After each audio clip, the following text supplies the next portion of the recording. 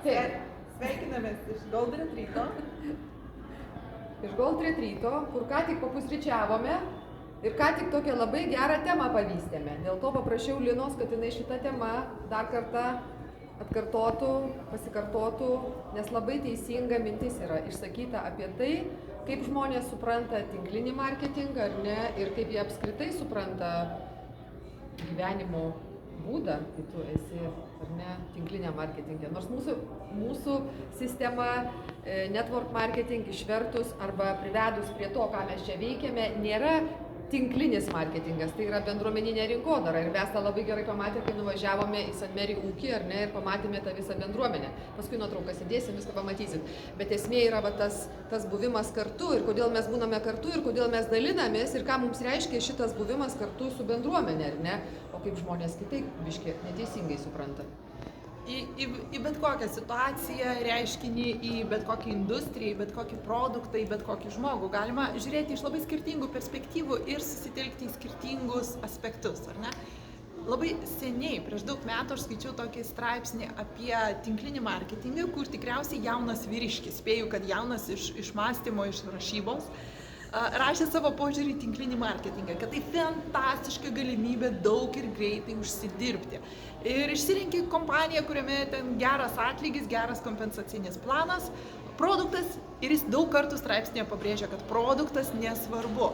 Jeigu tu jį privalėsi pirkti kiekvieną mėnesį, bet tu jį nori išdovanok, nori išmesk, nori išdalink, svarbiausia, ieškai partnerių, kurie norės daryti tą patį, pirkti produktą, reklamuoti jį kitiems ir kviesti į veiklą dėl galimybės daug užsidirbti.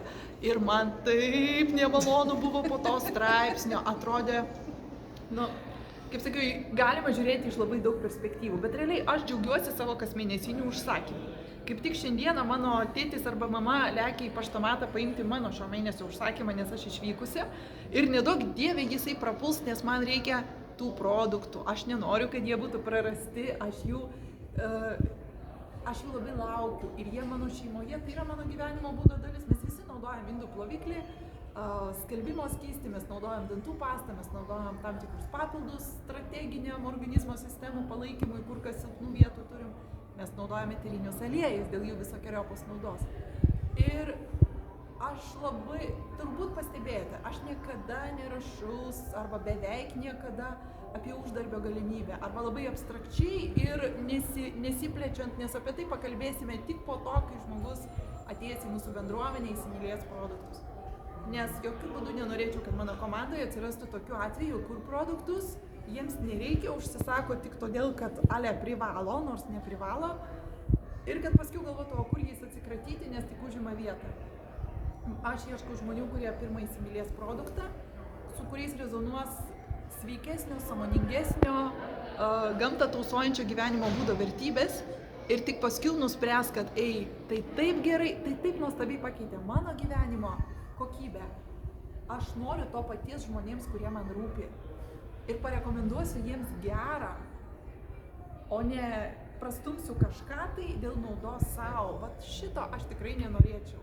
Todėl labai atsirenku žmonės, su kuriais dirbti, su kuriais rezonuoja vertybės ir kurie matome panašiai šitą industriją kaip tarnystės veiklą, kur tu eini padėti žmonėms, kurie ieško pagalbos. Taip kaip aš ieškojau pagalbos, tada kai Erikas su manim susipažino, sukontaktavo, pasidalino savo šeimos istoriją ir įkvėpė mane išbandyti kažką naują. Ir esu už tai labai labai dėkinga, nes mūsų gyvenimas tiek daug aspektų ir lygių pasikeitė. Atėjus į Young Living, kad apie tai reikės atskirą video padaryti. Padarysim. Tu kaip iš rašto, klausyk, viską papasakoji, žaviuosi, žinai, kaip tu taip sklandžiai viską nuo to taško iki paskutinio taip gražiai. Ačiū tau labai. Ir ką mes galime iš tikrųjų palinkėti, ką galim palinkėti tiems, kurie žiūrės? Būti ištikimiems savo vertybėms. Taip. Neparsiduoti savęs niekur. Jeigu kažkas jums netinka arba jeigu kažkas neaišku, uždavinėkit klausimus, išsiaiškinkit ir tada apsispręskit, ar tai jūsų ar ne. Jeigu ne, tada ieškokit toliau savo. Raskit, kas bus jums prie širdies, kas atitiks jūsų vertybės ir kas leis jaustis laimingams ir gerbti save. Gerbti save, teisingai. O aš pridėsiu nuo savęs dar vieną tokį palinkėjimą, nes tai buvo mano pradžia.